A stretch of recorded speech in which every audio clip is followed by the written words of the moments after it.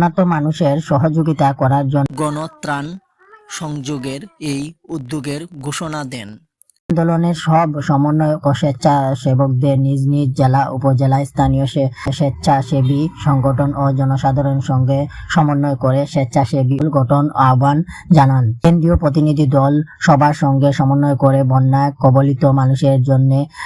কবলিত এলাকায় মানুষের জন্য রেস্কিউ অপারেশনে ও ত্রাণ বিতরণ কার্যক্রম পরিচালনা করবেন বলে বিজ্ঞপ্তিতে উল্লেখ করা হয়।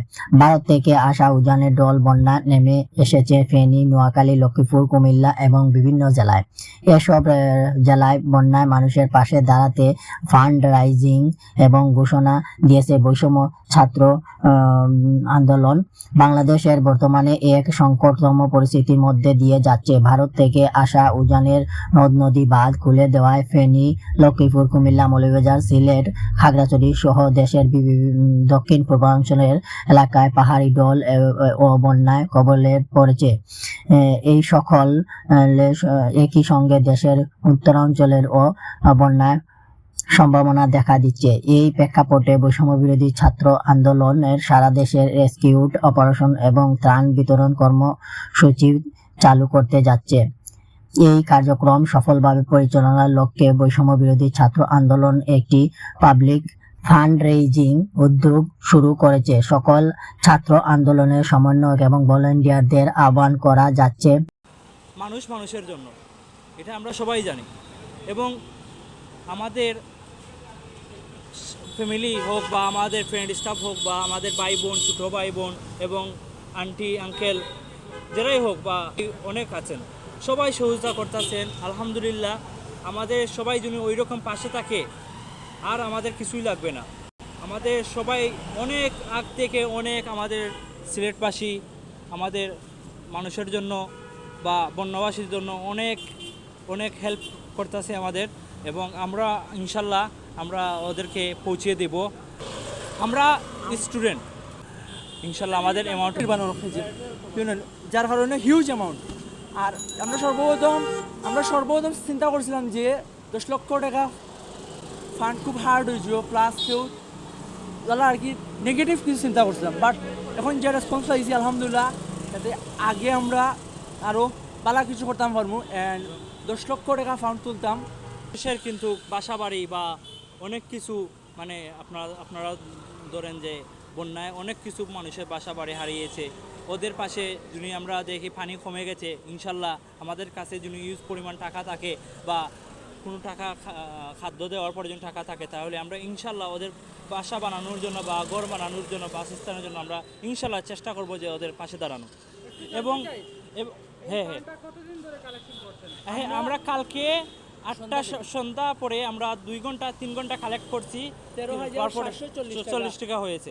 এবং আজকে ইনশাল্লাহ আমাদের ভাই ব্রাদার বা ইউকে থেকে যারা ফ্যামিলিগত আমাদের সাপোর্ট করতেছেন, ইনশাল্লাহ আমি এখনও বলবো যে এই লাইভ করতেছেন যে ভাই আপনি সবাইকে প্রচার হোক বা ইনশাল্লাহ সবাই চেষ্টা করুন যতটুকু সামর্থ্য অনুযায়ী আমাদের হেল্প করার জন্য বা আমাদের উদ্যোগটা একটু পূরণ হওয়ার জন্য।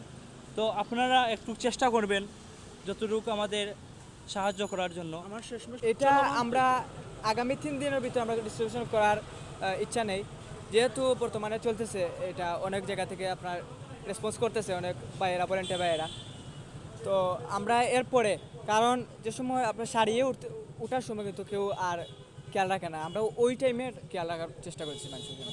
পুরা মৌলভীবাজারের মানে অনেক ক্ষতি বৃষ্টি দিব, যদি 3 দিন বৃষ্টি দেয় তাহলে আমাদের এই যে রাস্তা আছে এটা কিন্তু অবস্থা অনেক খারাপ হয়ে যাব। মানে আমাদের মানুষের অনেক ক্ষয়ক্ষতি হইব যদি রাস্তার উপরে পানি যায়, কারণ এটা বেশি বাকি নাই তো, মানে দেরাতের মতো আছে, আপনারাও সামনের দিকে গেলে দেখতে পারবেন। মৌলভীবাজার, সিলেট, খাগড়াছড়ি সহ দেশের বিভিন্ন পূর্বাঞ্চলে এলাকাগুলো পাহাড়ি ঢল ও বন্যার কবলে পড়েছে এবং সেই সব এলাকায় মানুষের বিভিন্ন রকমের ক্ষতি হয়েছে। সেই সব ক্ষতির হওয়াতে তারা এখনও খুবই সমস্যায় আছেন এবং অধিকাংশ জায়গার মানুষ বাড়িঘর তলিয়ে যাওয়ায় সেই সব এলাকার মানুষ রাস্তার পাশে বসত বাড়ি বানিয়ে রাস্তার পাশেই তারা দিন যাপন করছেন এবং সেই সব এলাকার এখনও অবধি চলাফেরা করার খুবই কষ্ট এবং একমাত্র চলাফেরার বাহন হিসাবে তারা কলা গাছের ভুড়া তৈরি করে সেই ভুড়ায় যাতায়াত করেন।